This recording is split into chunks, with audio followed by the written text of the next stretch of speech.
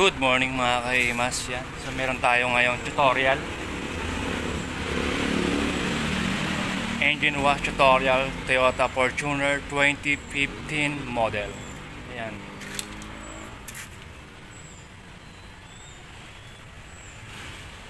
Okay. So mga dapat ingatan sa Toyota Fortuner bago kayo magsagawa ng engine wash. Siyempre, tanggalin niyo yung kanyang negative at positive ng battery.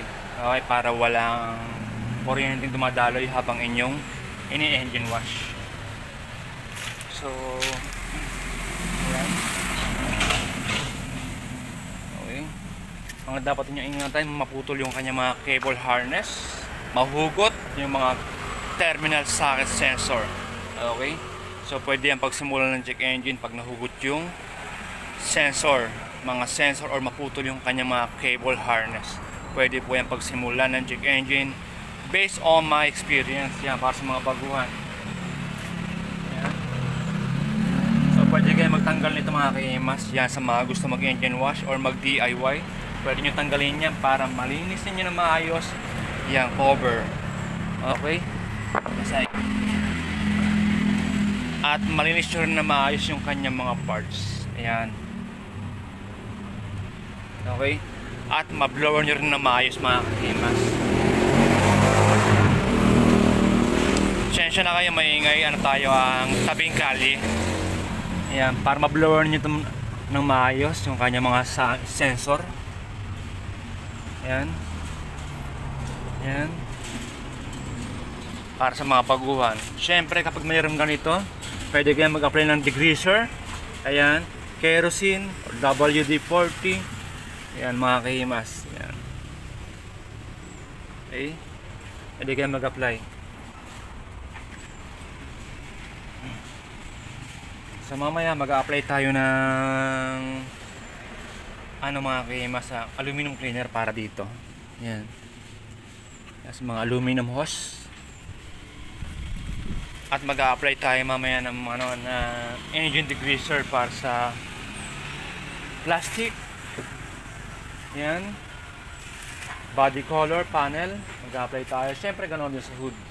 At para sa mga baguhan ng mga kahimas, no, huwag kayo mag-spray ng pressure water sa kanyang insulator. Okay? Dahil masira po yan. So ito yung sample na parts. So ayun mga kahimas, no, nasira siya. Kaya payo ko sa mga baguhan na huwag kayong mag-spray ng pressure water sa insulator. Okay? Meron po akong tutorial kung paano maglinis ng insulator.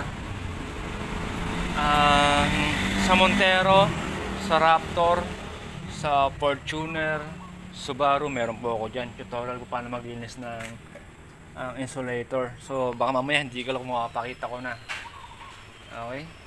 Ayan, pwede naman kayo mag-apply ng lang mga kahimas. Microfiber towel na malinis, then basain nyo, pigaanin nyo ng maigi, tapos i-apply nyo dyan. Okay? Para saan po ba ang insulator? Ang insulator po ay protection sa pintura, sa hood. Okay, based on my research. Okay, correct me if I'm wrong. Yan, para sa mga professional na masigit pa sa akin. Okay, yan po insulator. Yan.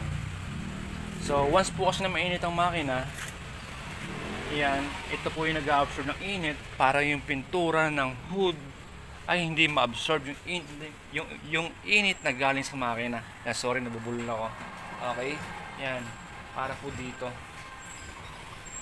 Yan, part na yan sa hood, para po hindi ma-absorb yung init na nanggagaling sa makina papunta sa hood. Siyempre tatama sa insulator. So mababawasan yung sobrang init, lalo na kapag mga ito ay long ride. Okay? Ano? Yan. Yung ibang parts, pwede kayo mag-apply ng kapag mayroong mga tagas ng langis mga kahimas, pwede kayo mag-apply ng ang mga yan, WD-40, gasolina, or kerosene. Yan, pwede po kayo mag-apply. Yung shoutout nga pala mga kahimas dyan sa mga bagong pasok sa aking channel. Salamat ng marami. So paandarin muna natin mga kahimas. Tingnan natin.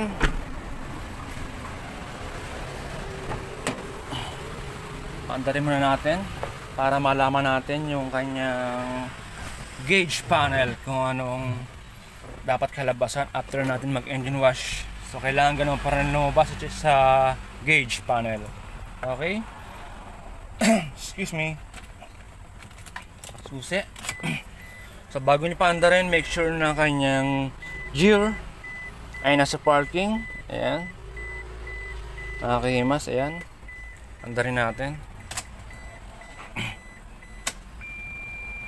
Okay.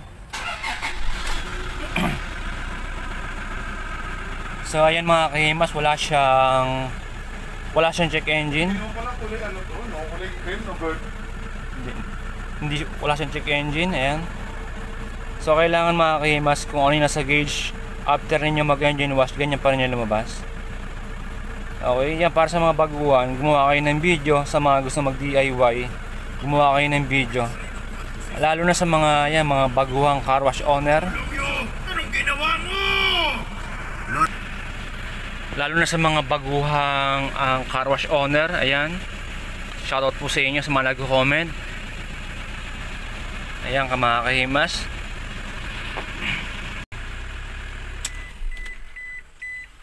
So yun mga kahimas. Shoutout nga pala sa mga ano dyan, sa mga nag-comment ng mga car wash owner. May nag-comment sa akin. Nagabasa po kasi ako ng mga comment dyan. Shoutout po sa inyo. Pasensya na po kayo, medyo malayo po kayo. Bago ko po ginawa itong channel na to, ay naobserbahan ko yung mga area na mga hindi ko napupuntahan. Na yun sa mga pagkitrain ng car wash engine, mga area hindi ko napupuntahan. Kaya ako po ginawa itong channel na to para kahit hindi ko mapuntahan ay umabot sa inyo kung saan lugar man kayo naroon. Sa mga baguhang car wash owner, sa mga car wash employee ng mga baguhan, sa mga gusto mag DIY. Ayan, nakatulong ako sa inyo. Then shoutout po sa inyo sa panonood ninyo at pagpasok ninyo sa aking channel. Yan, maraming salamat po. Taba po ng puso ang inyong comment. Siyempre sa lahat ng mga commentator, shoutout po sa inyo. Maraming salamat. Ayan, thank you. Shoutout po sa lahat. At yun nga mga kahimas, no. So ulitin ko, para sa mga baguhan, bago kayo magsagawa ng engine wash, yun sa mga car wash employee, ay videohan nyo muna. Kung kayo baguhan, videohan nyo muna or picturean nyo muna yung gauge habang naandar. So kailangan after nyo mag engine wash, ganoon pa rin yung lumabas. Meron naman po akong marami naman po akong mga videos, tutorials sa aking channel, YouTube channel. Bisitahin nyo na lang. Meron ako dyan, ano ba nandyan na? Montero, Fortuner, Hilux, Avanza, Toyota Vios, Honda City, SIR, Subaru, Raptor, Everest, Wildtrak, Ford Ranger.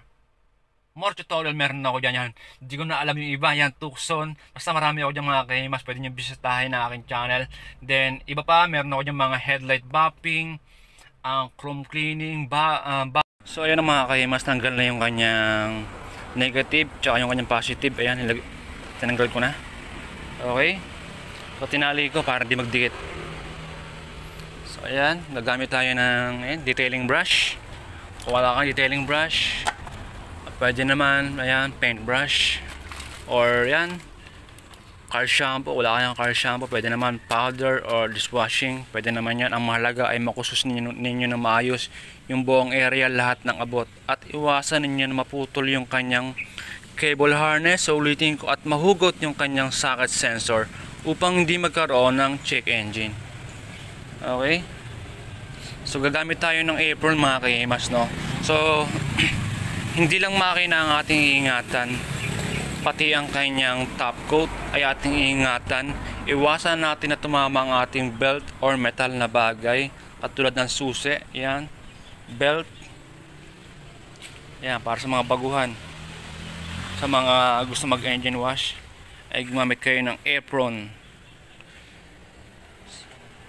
para mapangalagaan ang inyong trabaho. So hindi lang makina ang inyong iningatan, pati ang labas, para matuwa si client. At kapag merong ganitong cases, yung cover ay tanggalin nyo. Yan, para malinis nyo rin na maayos yung kabilaan. Okay? Siyempre yung kanyang base, yan, para malinis rin na maayos. So, gagamit tayo siyempre ng pressure water. Yan. Blower, kung wala kayong blower, pwede naman air compressor. So, kailangan ng mga kahimas para ma-blower ninyo ng maayos yung buong area. Yan, sa mga gusto mag-DIY, yan. Para ma-blower ninyo lalo yung kanyang mga sensor bago nyo ikabit yung kanyang positive at negative ng battery. Kailangan ma-blower ninyo ng maayos. Sa mga gusto mag-DIY, kung wala kahinon, pinakamainam, wag na kayo mag-engine wash or mag-DIY engine cleaning. Dahil mahalaga po ang blower. Okay? Yan, para ma-blower nyo na maayos yan. So, pwede naman yun, pwede naman kayo mag-engine wash sa mga car owner or gusto mag-DIY. Yun nga lang, wag nyo paandar ng 1 linggo. Para talagang tuyo-tuyo. Diba? Kaya mainam ang blower or air compressor kung wala kayong blower. Meron naman yan sa online blower, mga halagang 2,000, pwede naman yun. Kung bibili kayo ng compressor, yun, meron naman yan mga sa online 4,000 or second hand, meron yan 2,500 or 2,000.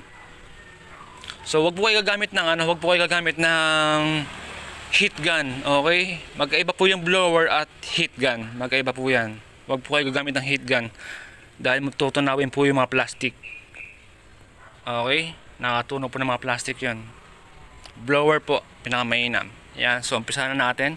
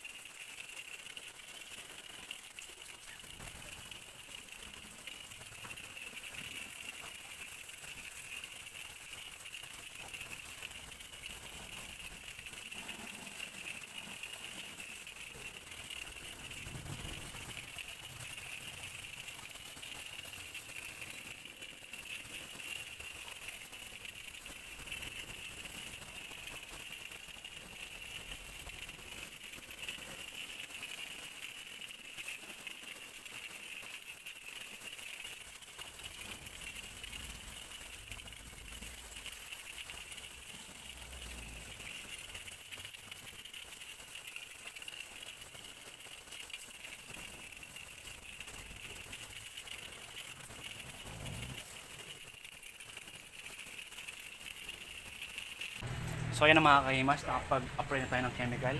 Siyempre sa insulator, okay na rin siya. Okay.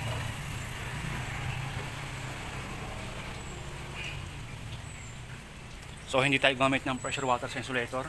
Gumamit lamang tayo ng microfiber towel na malinis. Siyempre binasa ako, sinabon, pinigaan bago ko in-apply sa insulator. Okay? So huwag kayong mag-spray ng pressure water sa insulator. Okay? Dahil nakakasira po yun. Okay? Yan, para sa mga baguhan na gusto mag-DIY. At nakapag-apply na rin tayo ng sa unang video mga kahimas, ayan. Diba? Sa aluminum cleaner, nakapag-apply na tayo ng chemical. Aluminum cleaner. Siyempre sa mga plastic, nakapag-apply na tayo ng engine degreaser. Meron naman po yan sa online, engine degreaser. Sa Lazada, Shopee, meron po yan. Or sa Handyman, Ace Hardware, Blade, meron din po yan.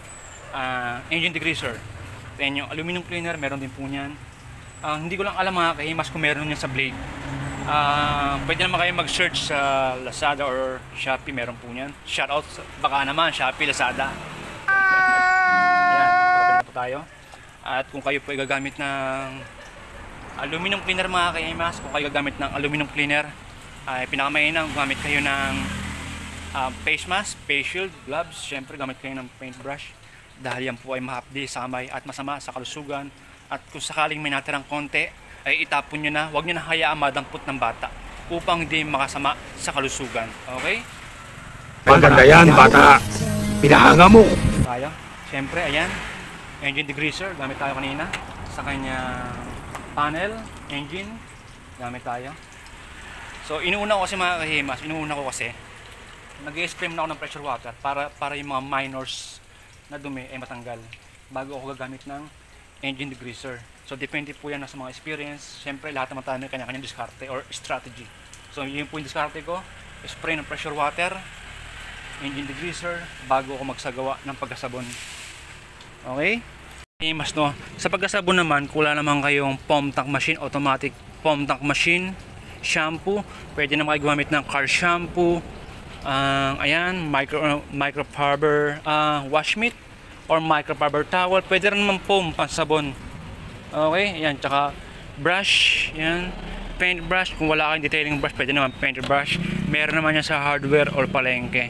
Or syempre pwede rin kayo gamit ng toothbrush, yung mga hindi nagamit, di ba? Ayan, pwede rin po yun sa mga hindi abot ng ating mga daliri or hindi abot ng mga detailing brush or paint brush. Pwede kayo gamit na or patapon na toothbrush, pwede po yun. Ayan, nagkanood lamang ako ng sabon. Ayan, powder, ayan, kahit anong powder pwede naman yan, or dishwashing pwede naman po yan. Pwede po yan mga kahimas. Ang mahalaga ay makuskus ninyo ng maayos yung mga abot, hanggang abot. Okay?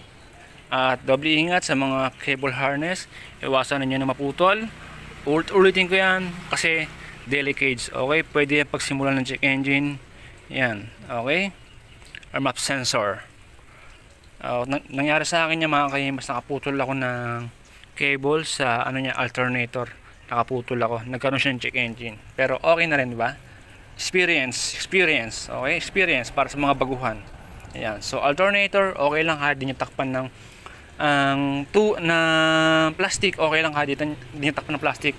Pero nasa inyo yan sa mga gusto mag DIY, no? Kung gusto nyo takpan ng plastic, pwede naman. Basta ang mahalaga, tanggalin nyo yung kanyang connection ng battery. Okay, tanggalin nyo. Pwede namang negative lang, pwedeng positive. Okay, dalawa. So ginagawa ko, ayan, dinadalawa ko na para sure na walang kuryente. Okay, ayan. So tayo naman magkasabon sa buong area mga kahimas. So ulitin ko, kailangan buong area lahat ng abot ay masabunin nyo ng maayos upang maganda ang kalabasan ng inyong trabaho.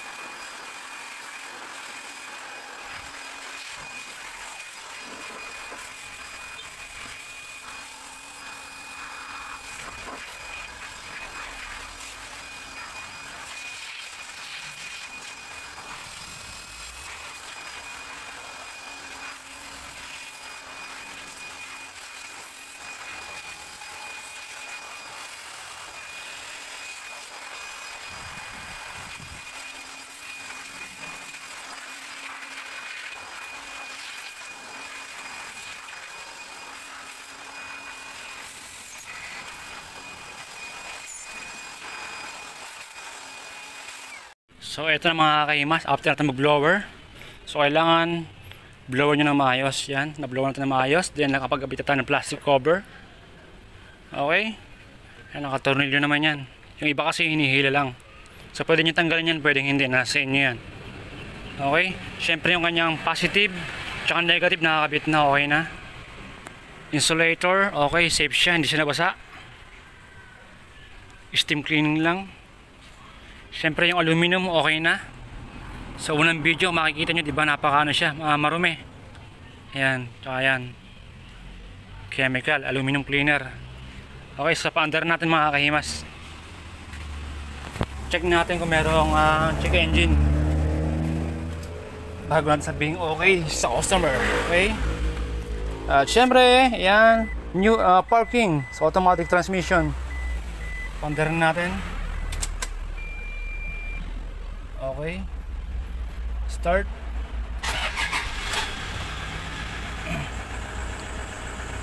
So ayan mga kahimas, after natin mag engine wash, wala pong naganap na check engine. Yan, para sa mga baguhan ay maaari nyo bisitahin ang aking YouTube channel for more tutorial. Ayan mga kahimas, so wala po siyang check engine.